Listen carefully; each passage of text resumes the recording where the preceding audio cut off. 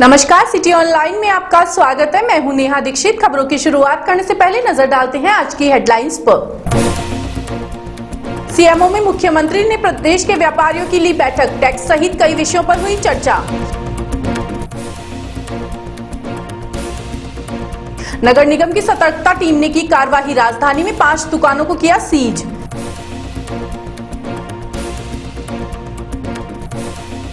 JDA में हुई पीडब्ल्यूसी की बैठक, विकास कार्यों के प्रस्ताव तैयार करने के दिए निर्देश।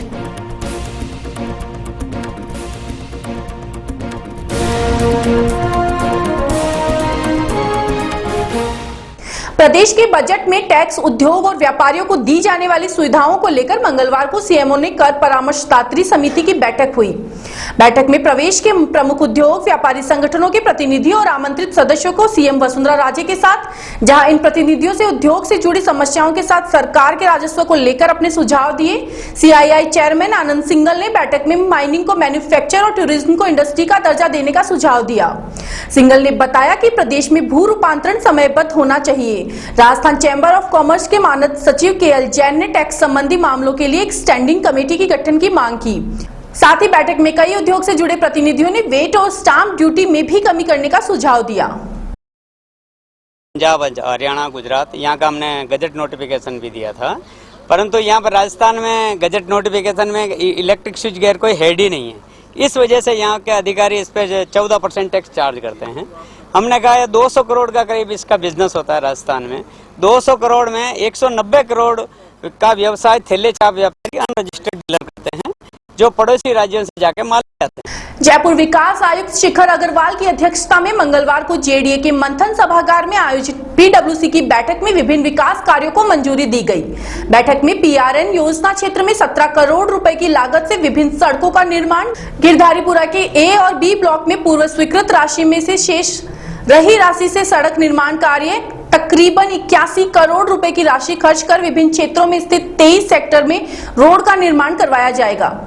स्वीकृत इन सेक्टर सड़कों के अतिरिक्त नई 10-10 सेक्टर सड़कों के प्रस्ताव सभी जोन उपायुक्त को सोमवार को आयोजित बैठक में जेडीसी ने 15 जून तक प्रस्तुत करने के निर्देश दिए, जिन पर विचार विमर्श कर आगामी पीडब्ल्यूसी की बैठक में निर्णय लिया जा सके। दौरे के दौरान अधिकारियों को क्षेत्र के विकास के लिए विभिन्न विकास कार्यों के प्रस्ताव तैयार करने के निर्देश भी दिए गए थे, जिसके तहत चौमू क्षेत्र में मुख्य एवं संपर्क सड़कों के निर्माण, सुदृढ़ीकरण एवं विस्तार कार्य करवाए जाएंगे। पृथ्वीराज नगर की मुख्य सड़कों के लिए 17 करोड़ रुपए, जो जयपुर विकास प्राधिकरण के रीजन में अन्य सेक्टर, इंपॉर्टेंट सेक्टर रोड्स के लिए 80 करोड़ रुपए, शूटिंग रेंज में इक्विपमेंट खरीदने, आर्चरी और शूटिंग के इक्विपमेंट खरीदने के लिए मुख्यतः 15 करोड़ रुपए की स्वीकृति जारी की गई है। साथ ही साथ कुछ पुरानी योजनाएं जैसे सुमेल इत्यादि में जो प्लानिंग थी उसमें संशोधन किया गया ताकि उसमें और अधिक लोगों को प्लॉट्स उपलब्ध कराया जा सके। इसके अतिरिक्त दुर्गापुरा रेलवे स्टेशन के आसपास के क्षेत्र के इम्प्रूवमेंट के लिए 4.25 करोड़ रुपए की राशि स्वीकृत की गई। कुछ नवीन योजनाएं जिसको जेडीए प्लान कर रहा है जुलाई में लॉन्च करना, उनके बारे में भी आज प्रारंभिक चर्चा हुई है और उसके बारे में भी कुछ प्लानिंग की कार्रवाई की गई है, जिसको हम लोग आगामी पीडब्ल्यूसी की बैठक में जो जून के अंत की तरफ होगी उसमें अनुमोदन के लिए लाएंगे। उधर नगर निगम की सतर्कता टीम ने मंगलवार सुबह हवा महल जोन इलाके में सामान बाहर रखकर वर्कशॉप व व्यावसायिक प्रयोजनार्थ 2 दुकानों का निर्माण कर कार्रवाई कर 5 दुकानें सीज कर दी। जानकारी के अनुसार जनता बाजार के आगे पौंड्रिक उद्यान के पास 2 दुकानों के मालिकों ने सामान बाहर रखकर वर्कशॉप चला रखी थी। बार बार शिकायत करने के बाद आखिरी दोनों दुकानों को सील कर दिया गया।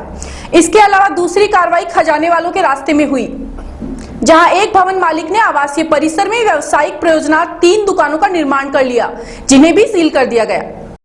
वही तो ये है, जैसे हमारा एक चाचा है जी, वो हाईकोर्ट से हार गया, स्टे खारिज हो गया उसका। अब वो और कुछ इसको पास इलाज है था नहीं, नगर निगम में चला गया और हमने किया क्या है, खाली इसको जो हमारी छत गिरने वाली थी उसको, और ये नगर निगम खुद ही मान रहा है भाई 4 फुट ऊंची करके आपने इसको छत को डाल ली। पहले क्या बना हुआ था? पहले दुकान चलती थी यहाँ पर, 50 साल से दुकान है, कृष्णा मार्केटिंग के नाम से है। और क्या नाम से पहले आइसक्रीम की फैक्ट्री थी, उससे पहले नल वगैरह ये बनते थे। आज से थोड़ी 50 साल से दुकान है। तो अभी क्या किया, मॉडिफाई क्या किया? मॉडिफाई यही है भाई, गेट वे टूट गई थी, ये पट्टियाँ टूट गई थी तो इसकी पट्टियाँ चेंज करवाई और क्या है। जयपुर विकास प्राधिकरण ने 10 जून तक 45 और योजनाएं नगर निगम को हस्तांतरित कर दी गई है। जेडीए द्वारा नगर निगम क्षेत्र की ऐसी आवासीय योजनाएं जिनका अनुमोदन समय समय पर किया गया है कि रिकॉर्ड क्षेत्र का हस्तांतरण चरणबद्ध तरीके से नगर निगम को किया जा रहा है। उल्लेखनीय है कि जेडीए द्वारा कुल 535 योजनाएं जयपुर नगर निगम को हस्तांतरित की जानी है, जिनमें से 3 जून 2014 तक जेडीए द्वारा 125 योजनाएं नगर निगम को हस्तांतरित की जा चुकी है। जेडीए द्वारा चरणबद्ध तरीके से की जा रही हस्तांतरण की कार्यवाही के तहत मंगलवार को नगर निगम के जोन 1, 2, 6 की 45 योजनाएं का हस्तांतरण किया गया है, जिसके तहत जोन 1 की 10 योजनाएं, जोन 2 की 12 योजनाएं, जोन 6 की 23 योजनाओं का हस्तांतरण जयपुर नगर निगम को किया गया है।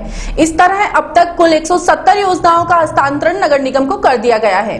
शेष योजनाओं का हस्तांतरण कार्य तीव्र गति से करवाया जा रहा है। सहकारी समितियों के रजिस्ट्रार अनुराग भारद्वाज ने बीकानेर संभाग में 19 जून से मुख्यमंत्री एवं मंत्रिमंडल के सदस्यों के भ्रमण एवं निरीक्षण को देखते हुए सहकारी अधिकारियों को सहकारिता से संबंधित आवश्यक तैयारियां सुनिश्चित करने के निर्देश दिए हैं। उन्होंने बताया कि प्रधान कार्यालय स्तर पर अतिरिक्त रजिस्ट्रार महेंद्र सिंह चावला को प्रभारी एवं महाप्रबंधक राज्य सहकारी भूमि विकास बैंक सुधीर कुमार बंसल को सह प्रभारी बनाया गया है। संभाग स्तर पर अतिरिक्त रजिस्ट्रार बीकानेर संभाग व जिला स्तर पर उप रजिस्ट्रार सहकारी समितियां प्रभारी अधिकारी होंगे। भारद्वाज मंगलवार को जयपुर के सहकार भवन में बीकानेर संभाग के सहकारी बैंकों के प्रबंध संचालकों, बैंक सचिवों व इकाई अधिकारियों की संभागीय समीक्षा बैठक को संबोधित कर रहे थे। वहीं कॉमर्स कॉलेज हेल्प डेस्क लगाने की बात को लेकर 2 छात्र गुटों में मारपीट हो गई, जिसमें 3 छात्रों को चोटें आई हैं। पुलिस ने इस मामले में 2 छात्रों को हिरासत में लिया है। मामला जुड़ा राजधानी जयपुर के कॉमर्स कॉलेज का है, जहां छात्र नेता शुभम मीणा अपने समर्थकों के साथ हेल्प डेस्क लगा रहा था। इसी दौरान उसकी पंकज गुट के छात्रों के साथ नोकझोंक हो गई, जिसके बाद दोनों गुटों में जमकर मारपीट हुई। मारपीट में शुभम मीणा और उसके साथियों को चोटें आई। घटना के बाद थाने में केस दर्ज कराने पहुंचे शुभम मीणा के विरोधी गुट के छात्र ने थाने में प्रदर्शन किया। इस दौरान उनकी पुलिस से हल्की झड़प भी हुई। पुलिस ने मारपीट के मामले में 2 छात्रों को हिरासत में लिया है। उधर दूसरे गुट का कहना है कि पुलिस उनका केस दर्ज नहीं कर रही है, उन्होंने केवल समझाइश की थी, मारपीट नहीं।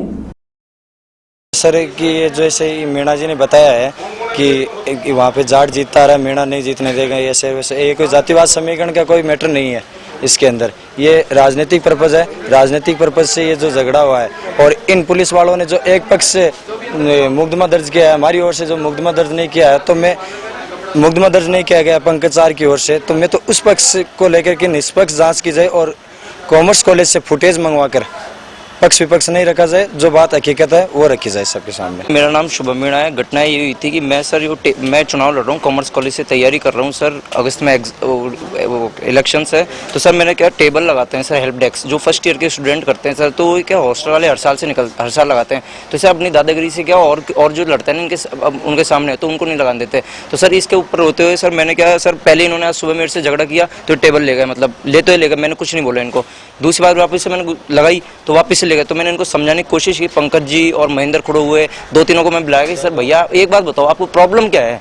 जब आप चुनाव जीतते हो, आप 4 साल से जीतते आ रहे हो, तो आप एक बार बताओ आपके मतलब आप में दम है तो एक बार आप अगले बंदे को भी टेबल हेल्प डेस्क लगने दो, फिर आप जीत के दिखाओ चुनाव। मैंने एक चीज बताई उनको। इतने में तो भैया जाति विरोध एसटी, तुम्हारे यहाँ से जाट ही 4 साल से जीतते आ रहे हैं एमपी हॉस्टल से, और कोई जीत ही नहीं सकता। तुम मीणा हो, तुम कहाँ से जीतोगे? और ये वो लकड़ी थी, उससे भी देने स्टार्ट कर दिया। यहाँ पे राज्य सरकार ने एक अधिसूचना जारी कर राज्य के भीतर स्थित अनुसूचित क्षेत्रों के लिए राज्य सरकार के विभिन्न विभागों में अधीनस्थ लिपिक वर्गीय और चतुर्थ श्रेणी सेवाओं के पदों पर भर्ती तथा उनकी सेवा की शर्तों को विनियमित करने के लिए सेवा नियम 2014 बनाए। ये नियम तुरंत प्रभाव से लागू किए जाएंगे। अधिसूचना के अनुसार इन नियमों का नाम राजस्थान अनुसूचित क्षेत्र अधीनस्थ लिपिक वर्गीय और चतुर्थ श्रेणी सेवा निगम 2014 है।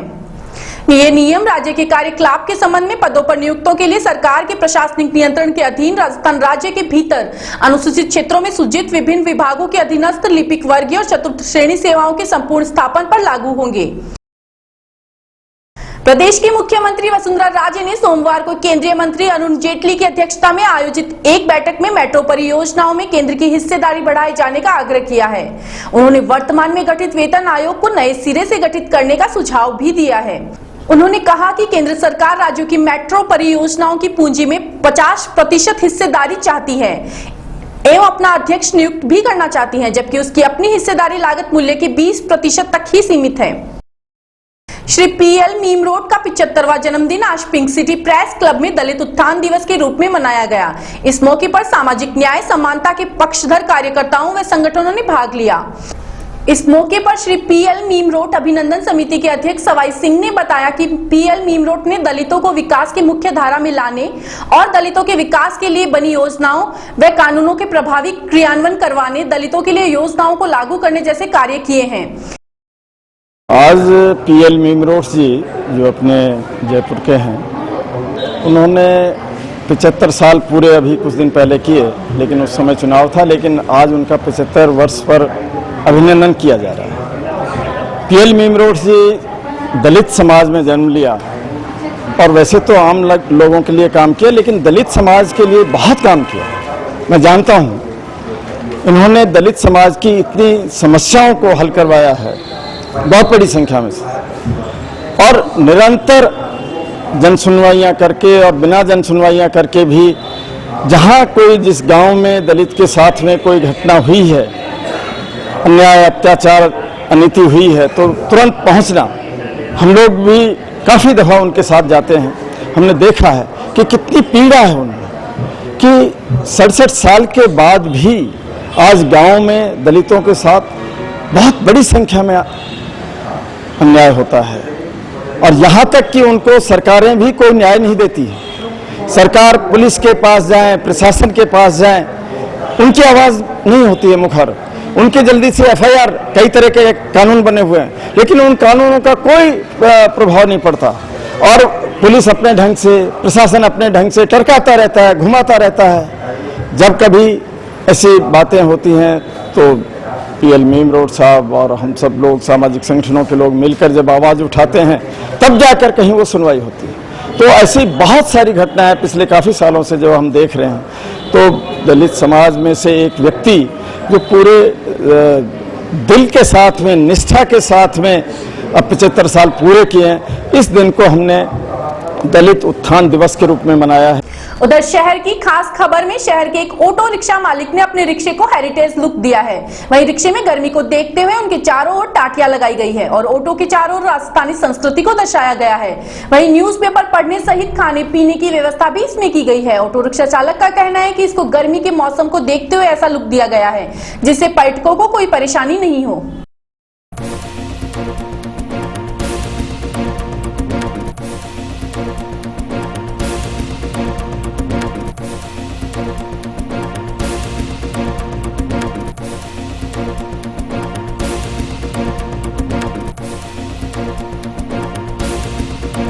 इसमें जो अभी आप पेंट देख रहे हैं, यहाँ पर जो पिंक सिटी को हमने हेरिटेज के लुकआउट दिखाया है। अंदर से जो हमने खस लगाई है, इसमें ऊपर छत पर भी है, साइड में भी है, और भी ट्रेडिशनली अंदर जो है हट्स वगैरह, झोपड़ियाँ हैं, कुछ इस तरीके से एनिमल्स हैं। जो टूरिस्ट के जो देखना चाहता है वो चीज़ सब इसमें अवेलेबल है। साथ में अंदर इसमें आपको चार्ट के हिसाब से डेली बेसिस पे चेंज कर देते थे। कभी जलजीरा जूस में पीने को मिलेगा, सकोरे में मिट्टी की सुरई है, और उसके साथ कभी उसको जलजीरा मिलेगा, कभी उसको छाछ राबड़ी मिलेगी, कभी अपना राजस्थानी जो जूस होता है जैसे सत्तू होता है, उस तरीके से ये चीज़ें मिलेंगी। इसके फायदे ये हैं, जैसे आप इसमें अंदर बैठेंगे, अब जब खस पर हम लोग पानी का स्प्रे करते हैं, उस स्प्रे से इसमें चिल्ड हवा आएगी, ठंडी ठंडी कूल, और उसको अंदर बैठने के बाद गाड़ी का एहसास नहीं होगा। ऐसा लगेगा उसको कि हम किसी विलेज में, गाँव में, किसी झोपड़ी में, हाउस में बैठे हैं।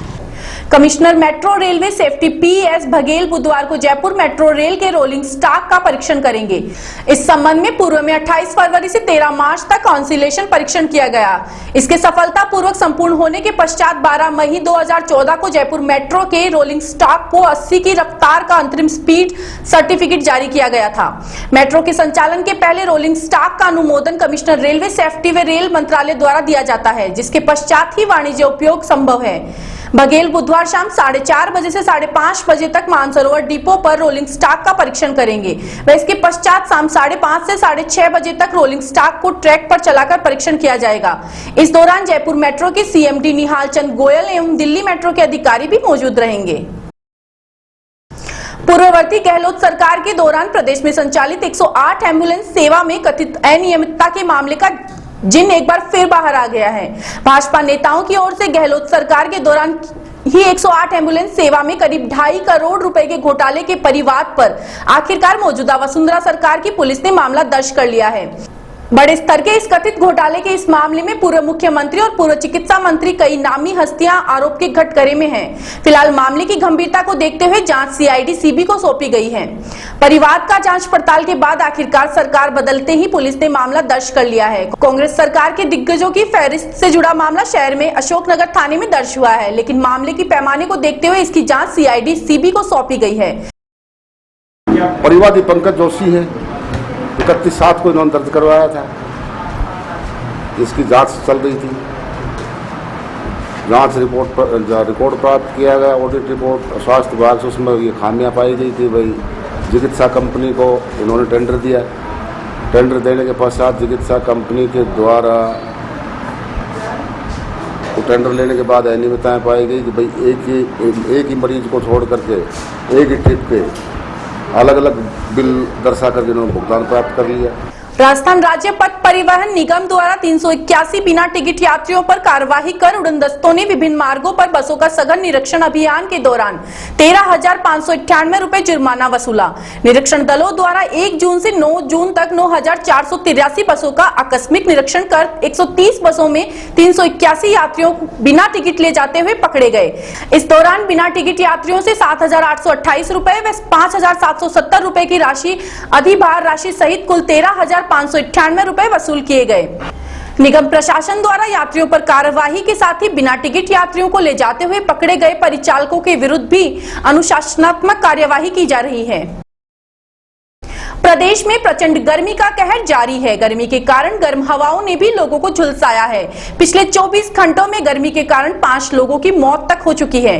बीते 24 घंटे के शहर के विभिन्न इलाकों में पुलिस को 5 शव मिले हैं और पुलिस प्रथम दृष्टया मौत का कारण भीषण गर्मी को मान रही है। टीपी नगर इलाके में कचरा बीनते हुए चक्कर खाकर गिरे युवक की मौके पर ही मौत हो गई। वहीं झोटवाड़ा स्थित थाना क्षेत्र में दुकान के सामने एक अधेड़ मृत मिला। सुभाष चौक व माणक चौक थाना क्षेत्र में एक अधेड़ मृत मिले। विधायकपुरी थाना क्षेत्र में एमआई रोड पर एक अधेड़ मृत पड़ा मिला। बीती शाम धूल भरी हवाओं के बाद छितराई बौछारों ने रात में लू के थपेड़ों से राहत दिलाई। चलते चलते एक बार नजर डालते हैं आज की हेडलाइंस पर। सीएमओ में मुख्यमंत्री ने प्रदेश के व्यापारियों की ली बैठक, टैक्स सहित कई विषयों पर हुई चर्चा। नगर निगम की सतर्कता टीम ने की कार्रवाई, राजधानी में 5 दुकानों को किया सीज।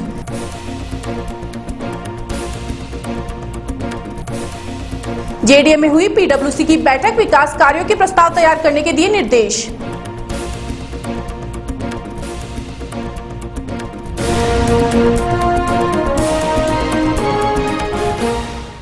फिलहाल बुलेटिन में इतना ही। शहर की हर खबर सिटी आई पर। नमस्कार।